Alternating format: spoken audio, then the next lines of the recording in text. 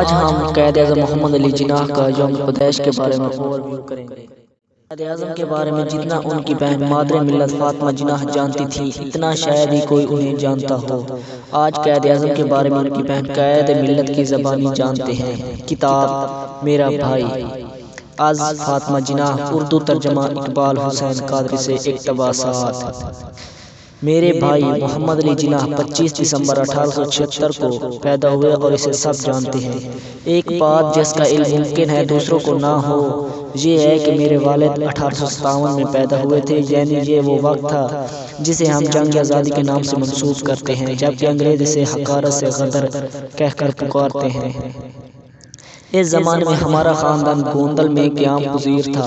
گوندل کاٹھیا واڑ کا خوشحال علاقہ تھا۔ گوندل کا ٹھاکر انگریزوں سے اپنی وفاداری کے ورثے میں بڑے ٹھاٹ باٹ سے حکومت کر رہا تھا۔ انگریزی حکومت آزادی کے متوالوں کو گوندل سے باہر رکھنے کے لیے ٹھاکر کو معاوضتاً دیا کرتی تھی، اور وہ بھی حکومت کو خوش رکھتا تھا تاکہ کہیں ایسا نہ ہو کہ آزادی کے متوالے اس کے شان و شوکت سے چمکتے دربار پر بدنما داغ بن جائیں اور اس طرح رعایا پر اس کی گرفت کمزور پڑ جائے۔ چنانچہ اس قسم کے ماحول میں گوندل کے لوگ اپنے روزمرہ کے کاموں میں مصروف رہا کرتے تھے، اور وہ سیاسی رنگ جو ہندوستان کے بیشتر علاقوں میں جم چکا تھا اس کا عشر اشیر بھی گوندل میں ناپید تھا۔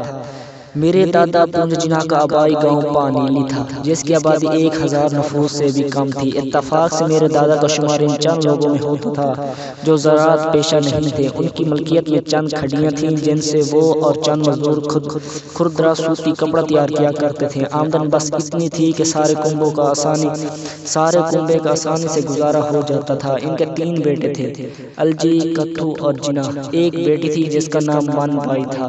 جناح سب سے چھوٹے تھے اور باقی دونوں بھائیوں کے مقابلے میں زیادہ باحوصلہ اور معاملہ فہم تھے۔ ان کے ذہن نے کھڑی ہوئے کام کو گوارا نہیں کیا، اور جب انہوں نے گوندل شہر کی مصروف اور کاروباری زندگی کے بارے میں سنا تو شہر جا کر اپنی قسمت آزمانے کی خواہش کی۔ دادا نے اپنے بیٹے کو کچھ رقم دی اور کاروباری زندگی کے بارے میں چند اہم مشورے بھی دیے۔ چنانچہ ایک دن میرے والد گوندل روانہ ہو گئے۔ تھوڑے عرصے ہی میں کچھ کاروباری کاموں میں خاصی کامیابی ہوئی اور معاشی لحاظ سے وہ امید افزا راہ پر آ گئے۔ چند ماہ بعد وہ گوندل سے واپس پانیلی آئے تو دادا اپنے بیٹے کی کارکردگی پر بہت خوش ہوئے۔ انہوں نے مناسب سمجھا کہ بیٹی کی شادی بھی کر دی جائے، اس لیے کہ دونوں بیٹوں اور بیٹی کی شادی پہلے ہی ہو چکی تھی۔ اپنے ہی امائلی خوجہ فرقہ میں رشتہ کی تلاش شروع ہوئی اور آخرکار ان کی نظر انتخاب مٹھی بائی پر پڑی جن کے خاندان کو وہ پسند بھی کرتے تھے۔ چنانچہ 1874 میں شادی کی رسومات دہفتہ کے علاقے میں پوری ہوئی جہاں دلہن کے والدین رہا کرتے تھے۔ شادی کے بعد وہ کاروبار کے لیے کراچی شفٹ ہو گئے تھے جہاں انہوں نے خوب ترقی کی۔ عزیزوں کے ذریعے سینہ بسینہ جو تاریخ چلی آتی تھی اس سے پتہ چلتا ہے کہ جب مٹھی بائی امید سے ہوئی تو والد نے پوری توجہ ان پر وقف کر دی۔ دونوں بے حد مسرور اور خوش تھے۔ ان دنوں کراچی میں بمشکل کوئی قابل ذکر سچا خانہ تھا، البتہ چند ایک دائیاں ضرور تھیں اور ان کی بہت اہمیت تھی۔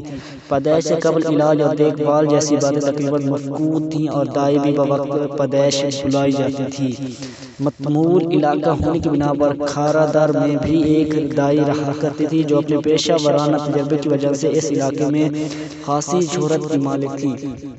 اس کی نگرانی میں میرے والد کا پہلا بچہ اس دنیا فانی میں تولد ہوا اور وہ اولاد نارینہ تھا۔ وہ اتوار کا دن تھا اور دسمبر 1876 کی 25 تاریخ۔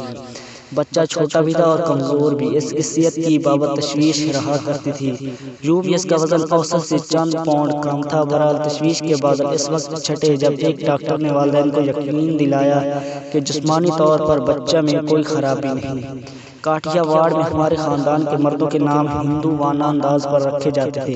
سندھ میں اکثریت مسلمانوں کی تھی اور کھارا دار میں ہمارے ہمسایہ بچوں کے نام مسلمانوں کے انداز پر رکھے ہوئے تھے، لہذا طے یہ پایا کہ اس پہلے بچے کا نام محمد علی موضوع رہے گا۔ میری والدہ محمد علی سے بہت محبت کرتی تھیں، گو کہ ان کے 6 بچے اور بھی ہوئے لیکن محمد علی ہمیشہ ان کے چہیتے رہے۔ رحمت، مریم، شیرین، بندے علی اور میں ان کی باقی اولادوں میں سے تھے، گویا 3 لڑکے اور 4 لڑکیاں۔ جب محمد علی کی عمر 6 سال ہوئی، میرے والد نے گجراتی زبان سکھانے کے لیے گھر پر ایک معلم کی خدمات حاصل کی۔ ان کے خیال کے مطابق محمد علی کی عمر اتنی نہ تھی کہ انہیں کسی سکول میں داخل کرایا جاتا۔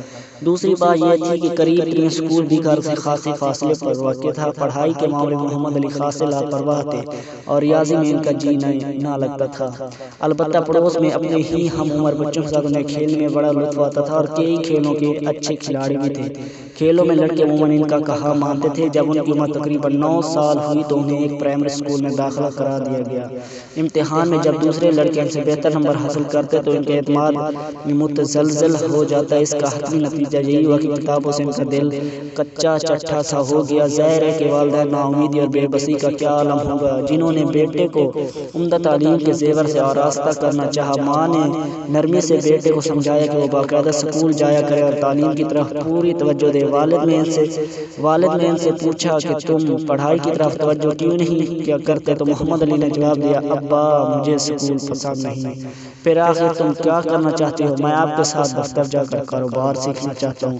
مگر بیٹے ابھی تمہاری عمر بہت چھوٹی ہے۔ ابو میں سکول کی نسبت دفتر میں بہتر کام کر سکوں گا، مجھے پورا یقین ہے۔ میرے والد بہت دور اندیش تھے۔ انہوں نے جواب دیا، محمد علی بات یہ ہے کہ میرے دفتر میں نظم و ضبط بہت ہے۔ اگر تم میرے ہمراہ دفتر ہی جانا چاہتے ہو تو تمہیں معلوم ہونا چاہیے کہ صبح سویرے 8 بجے دفتر پہنچنا پڑے گا۔ دوپہر کے کھانے کے لیے 2 سے 4 کا وقفہ ہوتا ہے۔ اس کے بعد دوبارہ دفتر میں رات 9 بجے تک کام کرنا ہوگا۔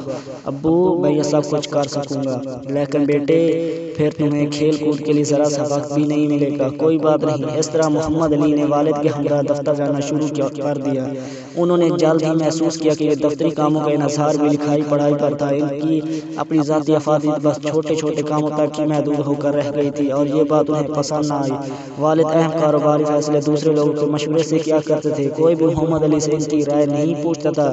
پھر دوسری تکلیف بات یہ تھی کہ کھیل کود کے لیے بھی انہیں کوئی وقت نہ ملتا تھا۔ تقریباً 2 ماہ بعد انہوں نے والد سے کہا کہ وہ پھر سکول میں داخلہ لینا چاہتے ہیں۔ والد نے جواب دیا، بیٹے تم نے دیکھا حصول علم کے بس 2 ہی طریقے ہیں۔ وہ کون کون سے؟ ایک تو یہ کہ اپنے بزرگوں کی دور اندیشی پر اعتبار کرنا اور ان کے مشوروں پر عمل کرنا، اور دوسرا طریقہ یہ ہے کہ اپنی خواہش اور مرضی کے مطابق عمل کرنا اور اپنی غلطیوں سے سیکھنا۔ محمد علی نے بغور ان کی باتیں سنی۔ انہوں نے غالباً فیصلہ کر لیا کہ اپنی غلطیوں سے سیکھیں گے اور اپنی ہی مرضی سے قدم اٹھائیں گے۔ بہرحال اس واقعے کے بعد تعلیم کی جانب ان کے رویے میں نمایاں تبدیلی آئی۔ اب تعلیمی سرگرمیوں میں پہلے جیسی سرد مہری اور بے نیازی نہ رہی اور نہ وہ اپنے ہم جماعتوں سے پیچھے رہے۔ رات گئے تک وہ مطالعے میں مصروف رہنے لگے۔ اس خوشگوار تبدیلی نے والد کو خاصا متاثر کیا اور انہوں نے محمد علی کے استاد سے ان کی کارکردگی کے بارے میں دریافت کیا۔ استاد نے جواب دیا، تیزی سے آگے بڑھ رہا ہے، البتہ حساب میں کمزور ہے۔ یہ سن کر والد کچھ پریشان سے ہوئے، کیونکہ کاروبار میں حساب کتاب تو پیڑ کی ہڈی ہوتا ہے۔ ان کی خواہش تھی کہ ان کے بعد جب محمد علی کا کاروباری میدان میں پونجا اینڈ کمپنی کی ذمہ داری سنبھالیں تو کاروبار اسی طرح پھولتا پھولتا رہے جیسا کہ فی زمانہ کیفیت تھی۔ حساب کتاب میں دسترس کے بغیر محمد علی آگے کیسے چل سکے گا، یہ میرے والد کی سمجھ میں نہیں آتا تھا۔ والدہ اس سلسلے میں والد سے اختلافی رائے رکھتی تھی۔ انہوں نے والد سے کہا، آپ فکر مت کریں، پکی امید ہے محمد علی جناح ایک روز اس طرح درخشاں ستارے کی طرح ہمارے چمکے گا کہ دنیا رشک کرے گی۔ والد نے اپنی بیوی کی وجدانی صلاحیتوں پر تکیہ کر لینے کی بجائے عملی قدم اٹھانا بہتر سمجھا۔ انہوں نے محمد علی کو کھارا در سے باہر ایک اسکول میں داخلہ کرا دیا، لیکن بدقسمتی سے وہاں کتابوں کی اتنی اہمیت نہ تھی جتنی کھیل کود کو حاصل تھی۔ والد نے انہیں سندھ مدرسۃ الاسلام میں داخل کرا دیا، جو ہمارے گھر سے تقریباً 1 میل پر واقع تھا۔ محمد علی کی عمر 10 سال تھی جب انہیں سندھ مدرسہ میں گجراتی کی 4تھی جماعت میں بطور طالب علم داخلہ ملا۔ سکول ریکارڈ سے پتہ چلتا ہے کہ وہ داخل ہونے والا 114ویں طالب علم تھے، مگر ادارے کی اس تبدیلی کے باوجود محمد علی کے تعلیمی رجحان میں کوئی نمایاں تبدیلی واقع نہ ہوئی۔ وہ یوں کہ پڑھائی کی نسبت انہیں اس مدرسے کے وسیع کھیل کود کے میدانوں میں زیادہ کشش اور جذبیت نظر آتی تھی۔ اس مرحلے پر میرے والد کی بہن منبائی بمبئی سے ہمیں ملنے تشریف لائیں۔ وہ ایک شگفتہ مزاج خاتون تھی، بزلہ سنج پر مزاج اور عقل و دانش سے مرسا۔ انہوں نے والد کو سمجھا بجھا کر اس بات پر راضی کر لیا کہ محمد علی کی تعلیم و تربیت بمبئی میں کرائی جائے۔ ان کا خیال تھا کہ ماحول کی یہ تبدیلی بچے کی تعلیم میں مؤثر ثابت ہوگی، لہٰذا انہوں نے محمد علی کو انجمن اسلام اسکول بمبئی میں داخل داخل کرا دیا اور کچھ عرصے کے لیے محمد علی اپنی تعلیمی سرگرمی میں مستعدی سے ڈٹ گئے۔ انہوں نے گجراتی کا چوتھا گریڈ پاس کر لیا، جس کی بنا پر وہ انگریزی کے گریڈ اول کے اہل ہو گئے۔ بیٹی کی جدائی سے ماں کی حالت دگرگوں ہو گئی۔ چاچا محمد علی جناح واپس آ گئے۔